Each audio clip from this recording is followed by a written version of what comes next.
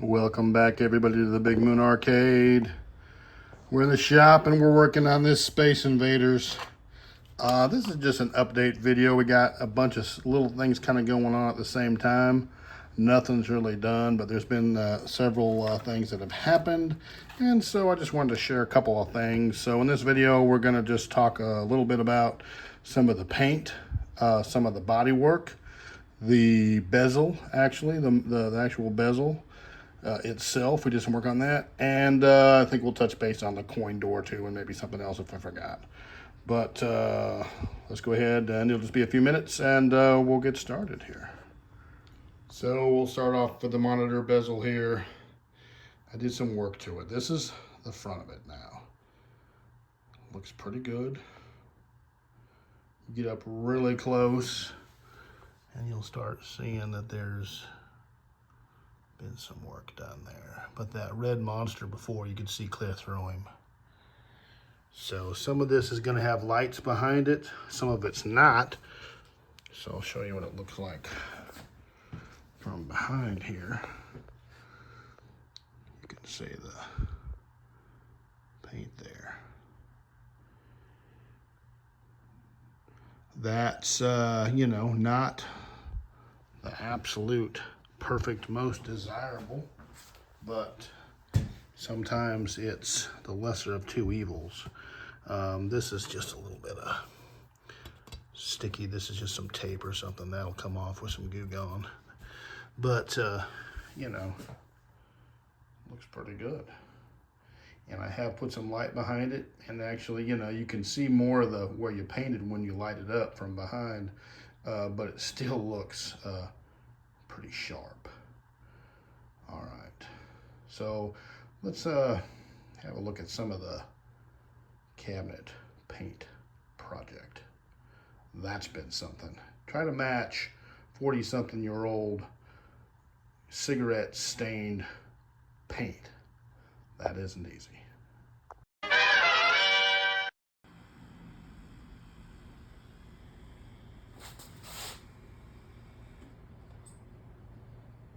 You gotta be kidding me.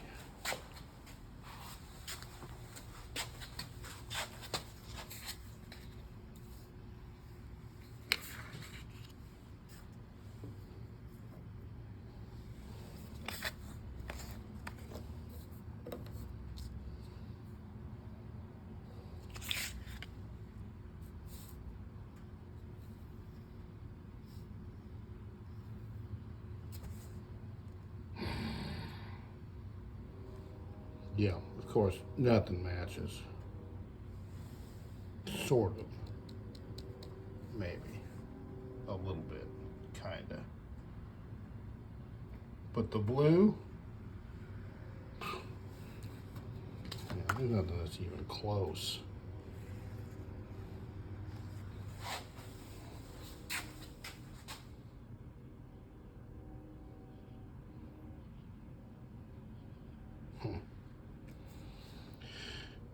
Typical. This is the stuff that no one ever sees. So we did use, on a positive note here rather, some epoxy. Obviously didn't use this epoxy because I haven't opened it yet, but used epoxy just kind of like it. Some glazing and spot putty. And of course a bunch of sandpaper. And some regular automotive Bondo. I'd show you that, but I don't know what I did with the can, but you know, it's just the regular can of automotive Bondo that everybody knows about. So here's what the body work looked like when we were just about done with it.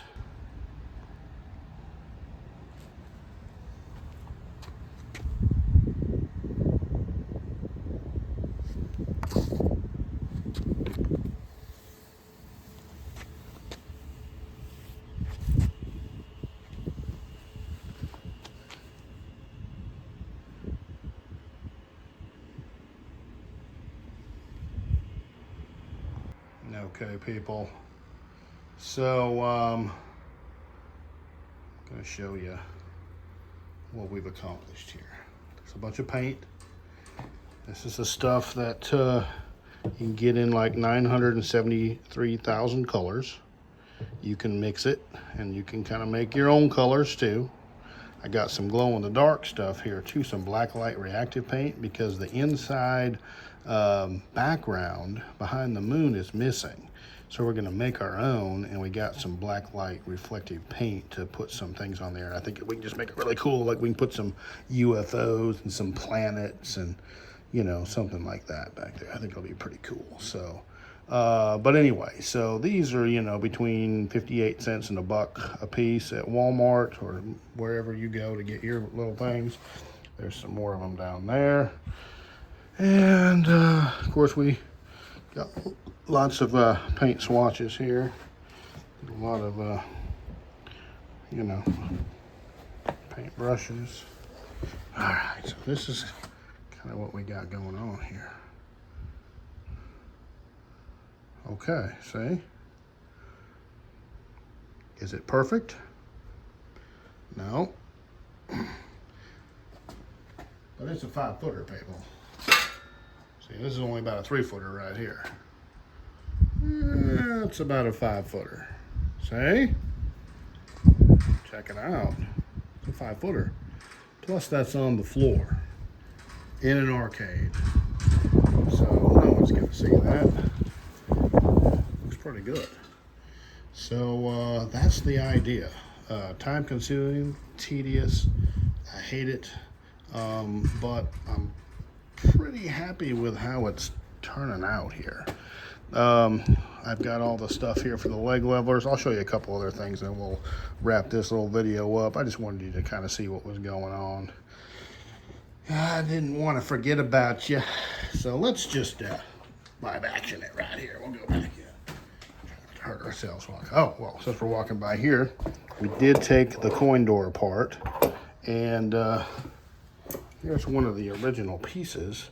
And if you look, see how that's bent? It still works, but it's bent and it doesn't look right. So I had some extras here out of another midweight coin door that are in a lot better shape, that aren't bent, and they're actually still pretty shiny. So those are gonna look pretty sharp. So we just transferred a few parts. The switches all work and everything. So that's gonna be super cool. We'll put the coin door back together. Got an extra coin chute here. Now this is interesting. Let me show you something here. This is a newer coin chute. See how these have little screws here so you can take it apart? Here's one of the original ones from the Space Invaders. Okay, see the problem? It gets jammed up. You can't take this thing apart, so you have to pry it and maggot it all up. And it's like spot welded together there. See? So somebody down the, you know, at some point said, hey, that's stupid. Why are we doing it like that? So they started making them like this with the little screws.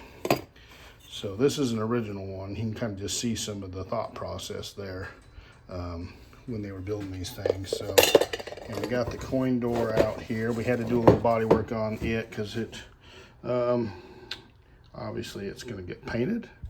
We've got the gray paint for it, and you know, we got it pretty well straightened out. Maybe do a little more sanding on it.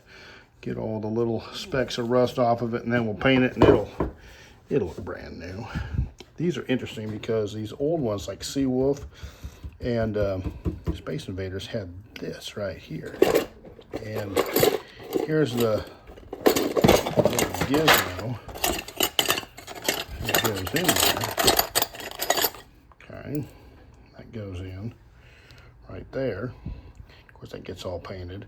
And they had the setup, I guess, where you could like stick a button in there or something, you know. But I know Seawolf had like a reset high score button or something like that. I think I showed you that before. 91,249 plays. That's pretty amazing. The original coin chutes here. Hit them with a wire brush. They're not perfect, but they're not terrible either. So that's gonna turn out pretty good. So and finally, we got one of these jobs right here That's the power block job. It's just slipping my mind exactly what it's called, but you know, this is a dang little hard thing to find. But that's going to go into the power supply and be all ready for action. Need one of those, and we got that from Troxel Repair. They even wrote me a nice little note, which was cool of them.